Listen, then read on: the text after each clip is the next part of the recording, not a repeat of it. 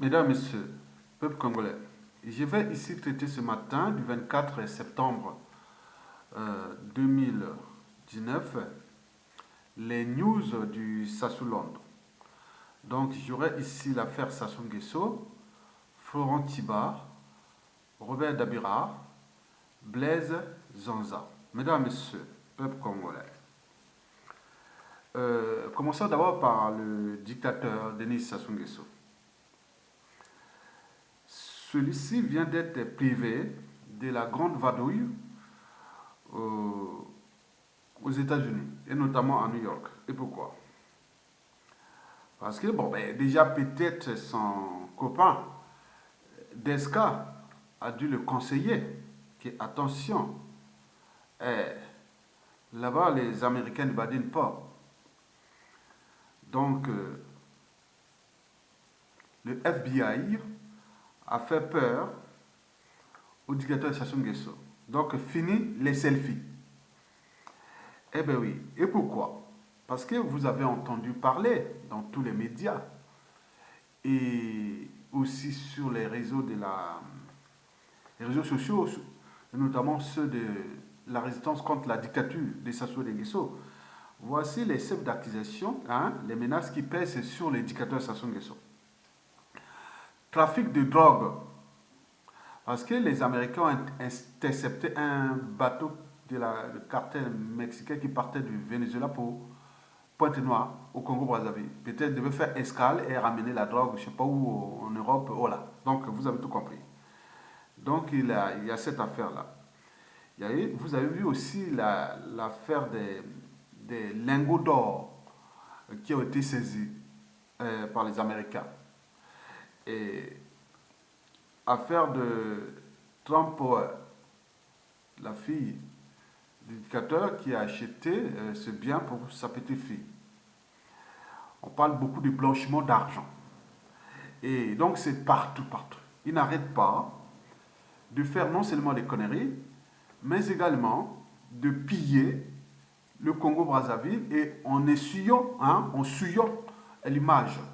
Le Congo est descendu bas, l'image du Congo est trop bas, à cause d'un seul individu, Denis Sassou Nguesso.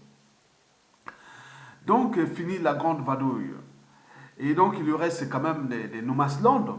Là, il peut venir comme il rentre dans un moulin. C'est la France, son employeur, et voilà, et pour combien de temps encore? Parce que Sassou Nguesso, quelque part, a décrédibilisé aussi la France-Afrique, l'Afrique francophone, la France, et autres, donc, qui se ressemblent, ça semble. Donc, les gens, quand ils pensent à Sassou Nguesso, ils pensent aussi à la France. Que la France ne s'est pas décolonisée. Et voilà, sinon, on ne serait pas dans la situation-là. Même les anciens les anciens de la Ve République, qui à un moment donné disaient non, stop, les gars ne peuvent plus rester là. Mais là, ils continuent à faire le jeu, la diversion et autres. Bien entendu que Sassou Nguesso a souillé l'image de la France, oui, il faut se le dire, mais ce n'est pas tout. Mais il y a aussi le problème du FMI, et que les anglo-saxons protestants ne veulent plus que cette institution soit aux mains des latins, et notamment en France et autres. Ici, ça reste en Europe, ce sera plutôt les protestants qui sont majoritairement en Europe du Nord, ou les anglo-saxons. Et donc, vous voyez comment la France et ses dictateurs ou autres qui... Voilà, donc vous avez tout compris. Mais du côté du Congo-Brazzaville, bon, bien sûr que Sassou Nguesso a pris en otage ce peuple et qui, par les comportements moutonniers, nous sommes des moutons, peu plus ou moins intelligents, peu structurés, moins organisés, le pire de ces peuples, ils ne sont pas courageux. La France même pense que bon, ben, les Congolais ne sont pas capables de chasser les dictateurs. Ça, c'est sûr. Et même les Américains, tout le monde dit, mais c'est quoi ces peuples? Ailleurs, partout, les dictateurs, quand ils sont au pouvoir, bien sûr qu'ils privent leurs citoyens des libertés fondamentales. Ils s'attaquent aux opposants. Il peut arriver prisonnier politique dans les dictatures, c'est monnaie courante. Mais aussi, bon, ben, il arrive tout ce que vous connaissez, il peut briser des vies, mais la plupart des vies qui sont brisées, ce sont seulement des acteurs politiques, des résistants ou des détracteurs ou des dissidents. Mais la plupart des dictateurs euh, mettent toute leur énergie pour apporter la condition humaine à leur peuple. L'accès à l'eau potable, à l'énergie, au cadre de vie, aux soins et autres. Partout, on a vu, même en Afrique. Et maintenant, c'est le contraire. Il a brisé les vies. Il est en train de fracasser un pays. Et tout le monde là en train de s'indigner au lieu d'agir. Et si bien que tous les anthropologues, tous les spécialistes qui étudient l'humain, hein, donc on est en train d'étudier cette génétique particulière des Congolais, Bantous. Parce que la situation n'est pas qu'au Congo-Brazzaville, mais elle est identique au Cameroun, au Gabon et en République démocratique du Congo. Et donc vous voyez qu'il y a un problème bantou qu'il faut vraiment un jour bientôt régler par l'éducation. Parce que quand les gens sont entraînés et conditionnés à la liberté, à la dignité, au courage, eh bien oui, ça peut être un effet d'entraînement. Bon, mais là, nous ne sommes pas on n'a pas été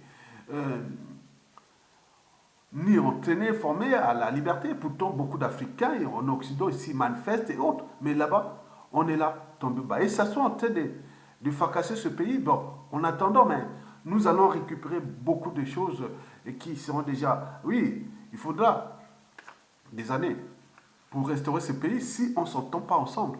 Ça, c'est sûr et certain. Je l'ai dit, aucun parti, aucune officine politique, ou quoi que ce soit, ne pourra réparer ce pays sans une communion nationale.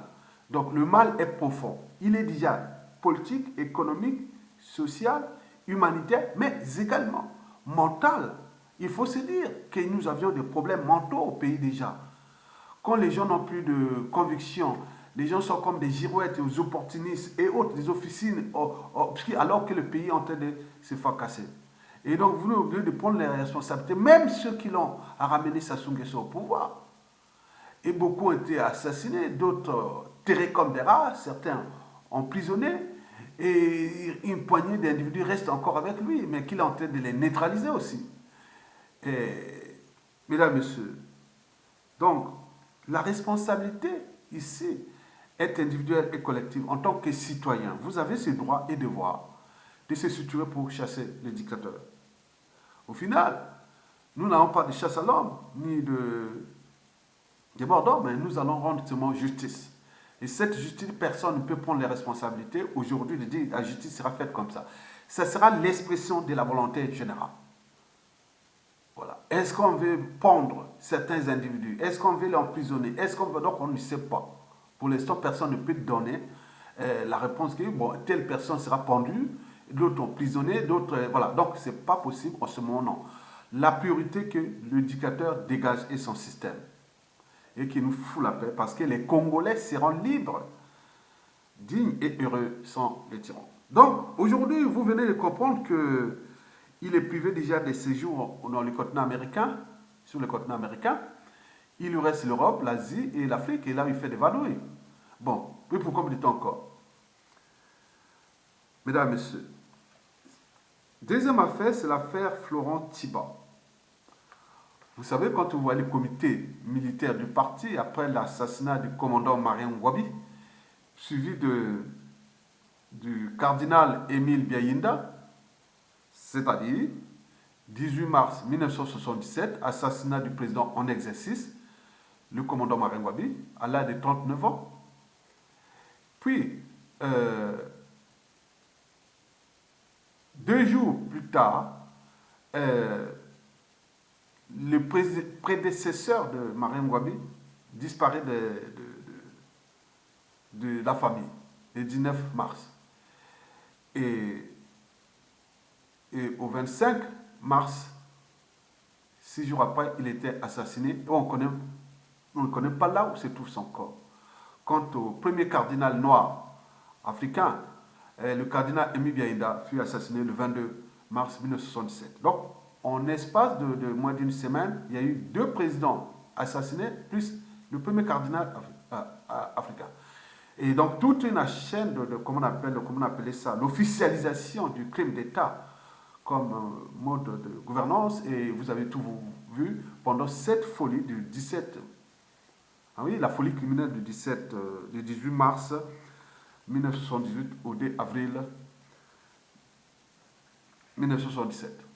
Mesdames et messieurs, peuple congolais, Florent Tchiba, qui était d'ailleurs le porte-parole du comité militaire du parti pendant cette période d'assassinat. Et donc, bon, je ne vais pas rentrer en détail, tout est déjà là.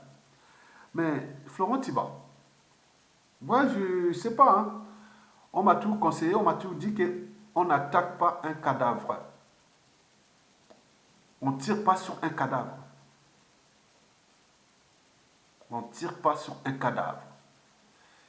Si vous tirez sur un cadavre, ça veut dire qu'il est vivant. Donc, la mémoire de Massamba Deba donc, vous hante.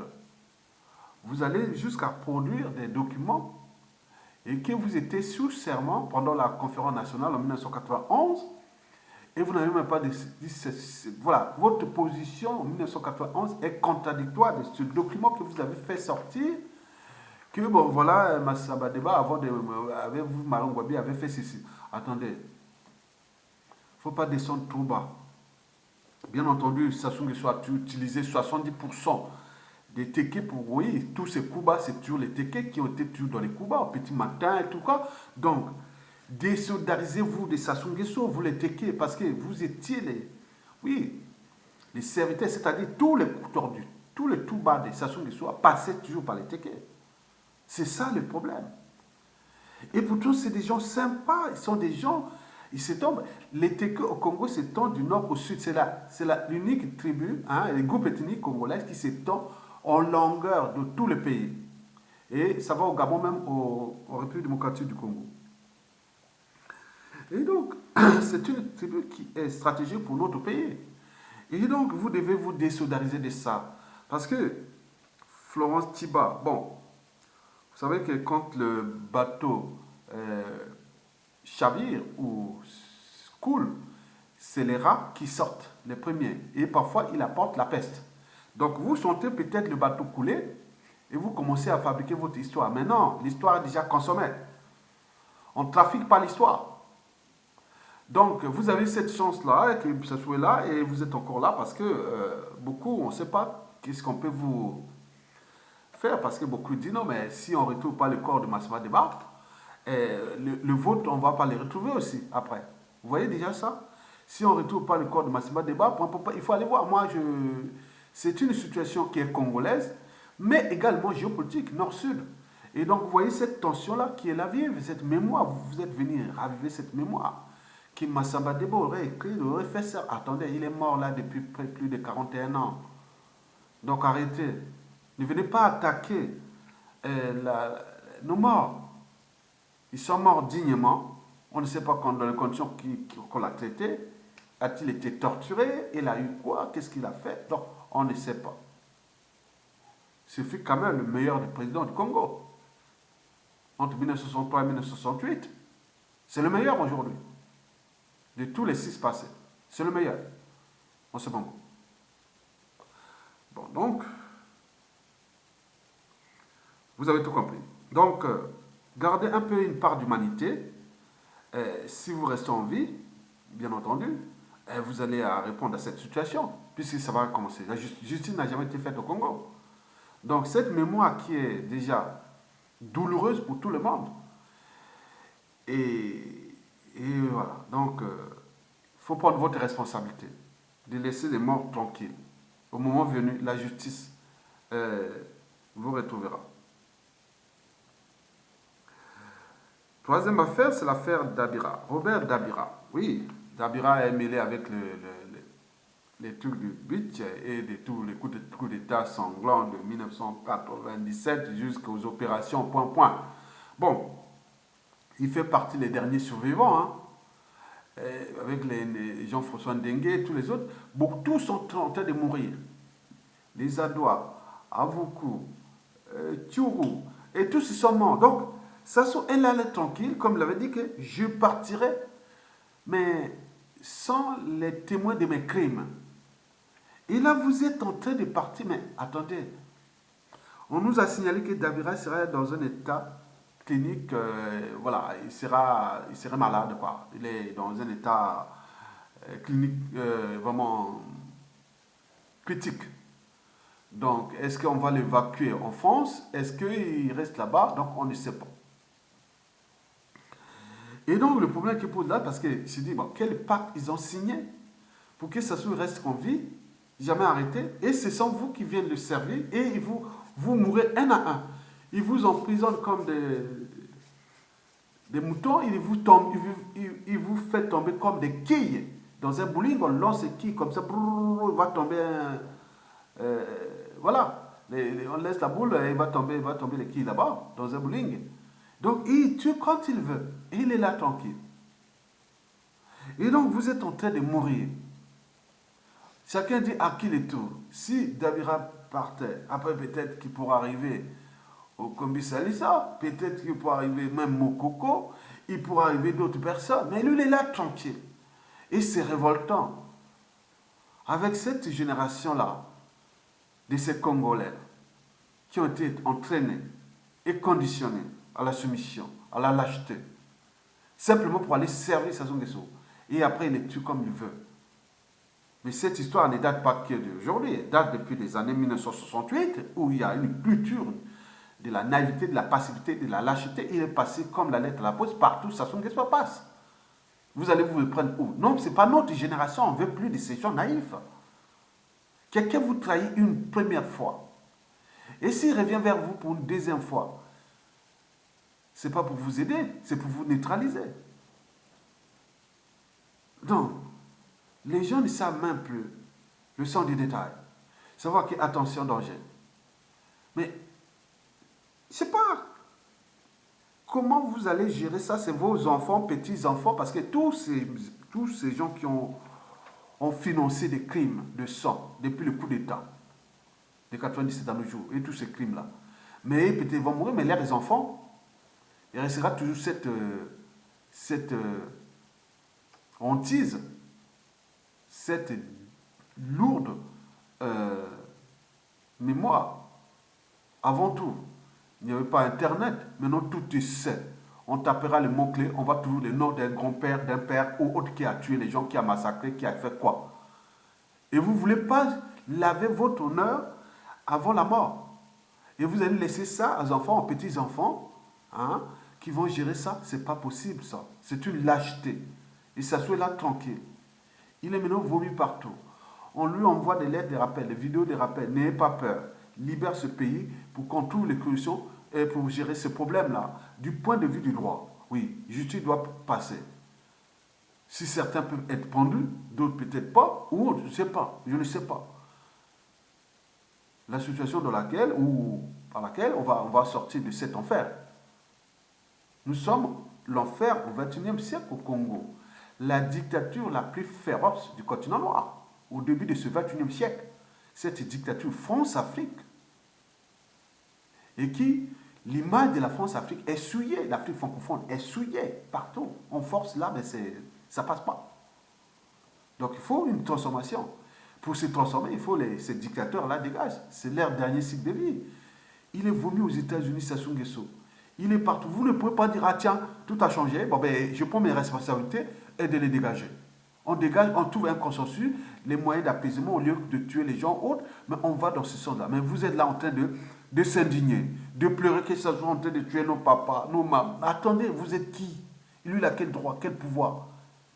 Donc, si vous l'avez laissé comme un dieu, c'est votre affaire, ce n'est pas notre affaire.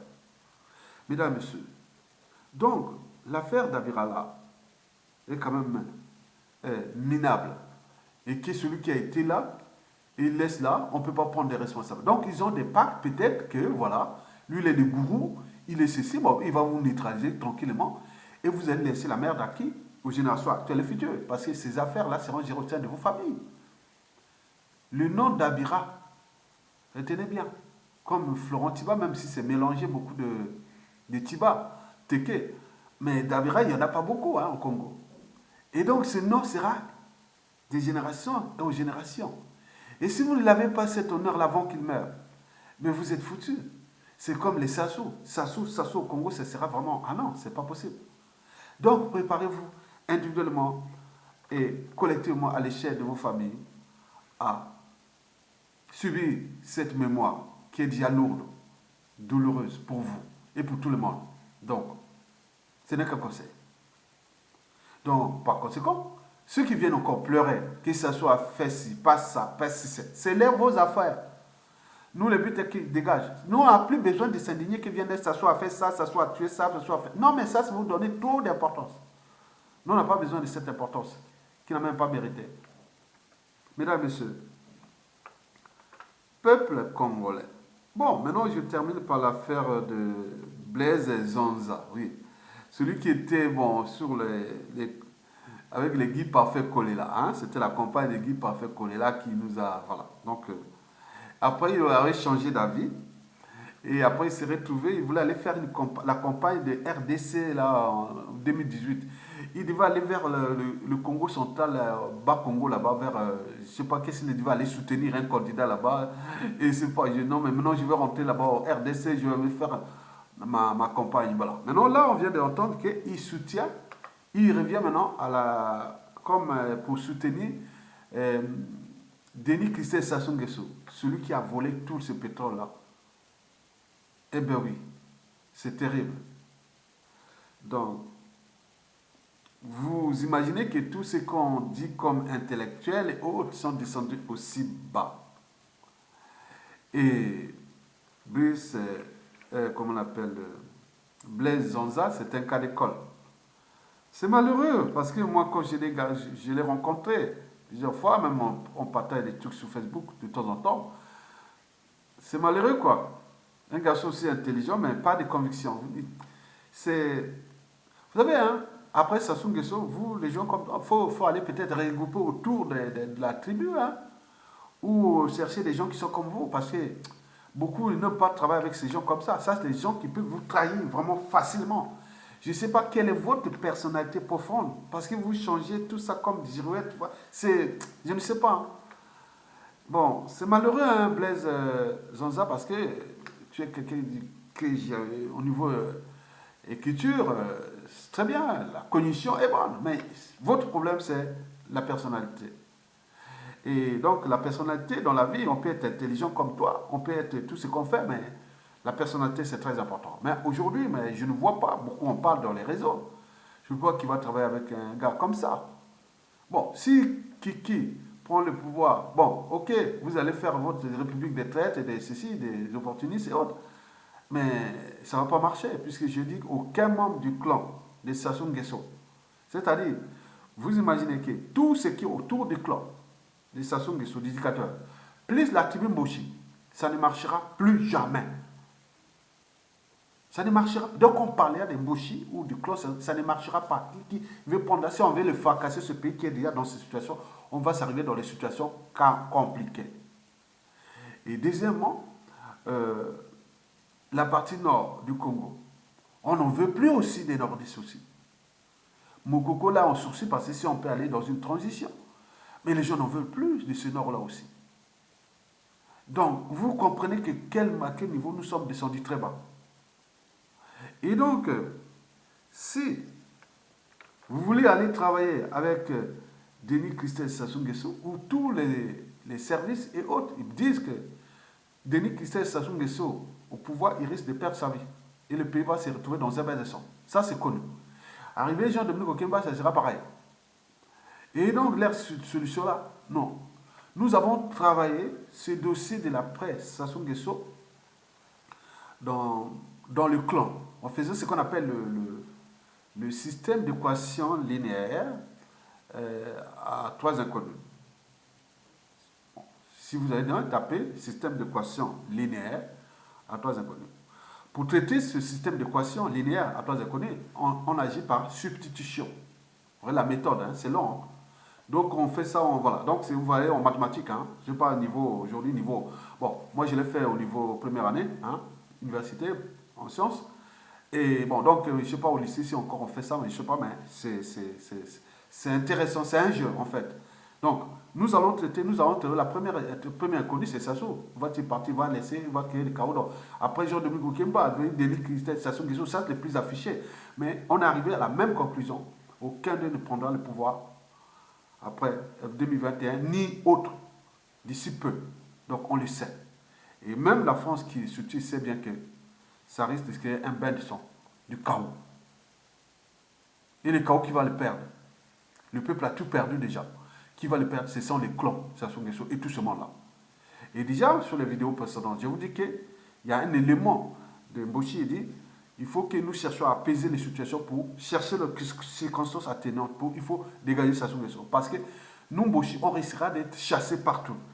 Déjà, l'apartheid administratif, l'apartheid politique, économique, social, culturel. Et voilà. Donc, on va dire, ah non, non, encore un Mboshi, ah, encore un Mboshi. Non. Donc, vous imaginez, au moment où chez nous, la responsabilité est souvent par association. Et il dit que tout c'est consommé, c'est consommé.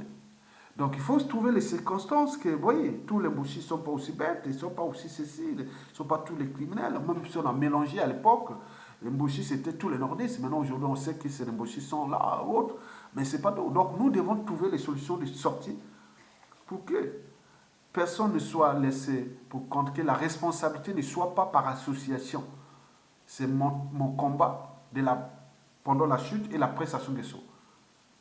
Et donc, il faut aller la responsabilité individuelle, les chaînes de responsabilité. Au Congo, si on devait voir les chaînes de responsabilité, comme on dit dans une organisation, qu'elle soit État, entreprise ou association, quand il y a un dysfonctionnement, c'est celui qui a la tête qui en est responsable. C'est pourquoi on dit les poissons pourrissent toujours par la tête. Et donc, la chaîne des responsabilités au Congo, qu'il soit président autoproclamé, aujourd'hui, celui qui a la tête de responsabilité, c'est Denis Sassou Nguesso. Après arrive le Premier ministre et ses gouvernements, les administrations. Il y a des chaînes comme ça. Donc on connaît les noms, on connaît ça. Ce qui s'est passé depuis le coup d'État jusqu'à nos jours. On connaît. Qui était ministre de la Défense, qui était ministre de l'Économie et des Finances entre 1997 à 2002. Qui était, tous ces trucs-là, qui était ministre de l'Économie et des Finances entre 2015 à 2019. Donc on connaît. Donc vous n'avez pas à se cacher que par association, on va mélanger tout ça. Voilà, non, c'est pas possible. Mesdames et messieurs, peuple congolais. Donc, pour terminer, je vous dis que le combat contre la dictature de Sassou et les Nguesso est dur et passionnant. Il est dur parce que quand on se sent entouré des girouettes, des opportunistes, des officines obscures qui cherchent à faire leurs moyens pour prendre le pouvoir après Sassou, qui croient qu'ils vont réussir ce pays, ça sera vraiment du bazar. Entouré des voleurs, des assassins, des gens qui sont là dans l'ombre, qui regardent leur passé, qu'est-ce qui va arriver à moi, autre. Donc, ce n'est pas notre affaire. Donc, il faut s'affranchir de ces gens-là parce que c'est ça qu'on appelle le milieu hostile. Parce que ce ne sont pas des enfants de cœur. Ils n'apportent que la traîtrise ou la mort des uns et des autres.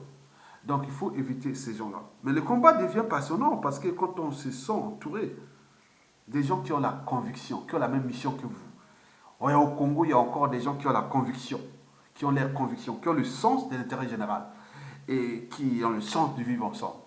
Et c'est avec eux que nous allons chercher à se transformer ensemble.